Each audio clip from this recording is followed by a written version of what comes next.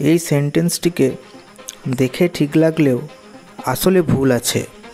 এখন কি ভুল আছে সেটা জানতে সঠিক নিয়মটা জানতে হবে।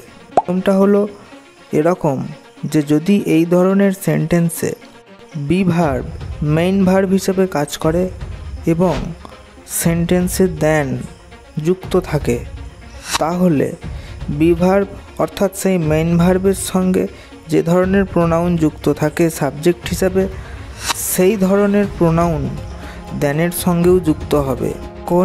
এখন এই সেন্টেন্সে কিভাবে এই নিয়মটা প্রয়োগ হচ্ছে সেটা দেখতে হবে। সেন্টেন্সে ভার্ব কোনটা? হ্যাঁ, এই অ্যাম হচ্ছে ভার্ব। এটা কি বি ভার্ব? হ্যাঁ, বি ভার্ব। এটা ফার্স্ট পারসন সিঙ্গুলার নাম্বার আয়ের জন্য ব্যবহার করা হয় এবং এখানেও সেটাই হয়েছে। এটা কি মেইন ভার্ব হিসেবে এখানে কাজ করছে? হ্যাঁ, এই সেন্টেন্সে অন্য কোনো ভার্বই নাই, অর্থাৎ এটা এখানে মেইন ভার্ব ছাড়া অন্য কোনো ভার্ব হিসেবে আসতে পারেই না, তাই প্রশ্নও নাই, অর্থাৎ এটা একটি বি ভার্ব মেইন ভার্ব হিসেবেই কাজ করছে। এই সেন্টেন্সে কি দেন উপস্থিত আছে? হ্যাঁ, দেন রয়েছে, অর্থাৎ এই নিয়মটা লাগবে। এই নিয়ম অনুযায়ী অ্যামের আগে কি ধরনের প্রোনাউন আছে? হ্যাঁ, আই রয়েছে। আইটা কি ধরনের প্রোনাউন? Subjective pronoun.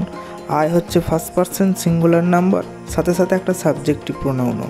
তাই দেনের সঙ্গেও যে ধরনের প্রোনাউন যুক্ত হচ্ছে, অর্থাৎ এখানে রয়েছে থার্ড পারসন সিঙ্গুলার নাম্বার এবং সেটা রয়েছে অবজেক্টিভ ফর্মে, অর্থাৎ হিম, সেটাকেও তাহলে এই সাবজেক্টিভ প্রোনাউনে কনভার্ট করতে হবে। হিমের সাবজেক্টিভ প্রোনাউন কি? হি।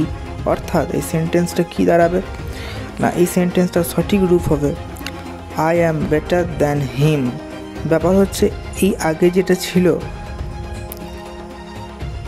সেইটা কারেক্ট সেন্টেন্সটা কি দাঁড়াবে? I am better than he, not him. কারণ এখানে বলা হয়েছে, এখানে লক্ষণীয় যে ধরনের প্রোনাউন যুক্তর কথা বলা হয়েছে সেই প্রোনাউনটাই বলা হয়নি। তাহলে এখানে সাবজেক্টিভ প্রোনাউন আছে, তাই এখানেও সাবজেক্টিভ প্রোনাউন হিসেবেই যুক্ত হবে।